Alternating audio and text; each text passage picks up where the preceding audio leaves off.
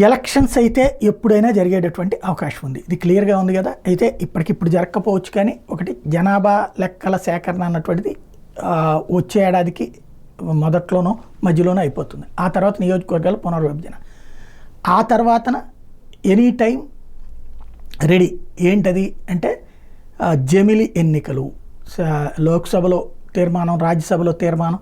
సాధారణంగా ఇక్కడ కోర్టులు ఇన్వాల్వ్ అయ్యి ఆపితే తప్పించి రామ్నాథ్ కోవింద్ కమిటీ ఇచ్చినటువంటి వేదిక ప్రకారం అయితే కనుక దానికి రాజ్యాంగ సవరణ కూడా అక్కర్లేదు, డైరెక్ట్గా చేయొచ్చు అన్నటువంటి. అదే జరిగితే కనుక దాని మీద అయితే ఆటోమేటిక్గా కోర్టులో ఛాలెంజ్ చేస్తారు, సుప్రీంకోర్టు ఇన్వాల్వ్ అవ్వాల్సి ఉంటుంది, అదేం చెప్తుందో చూడాల్సి ఉంది.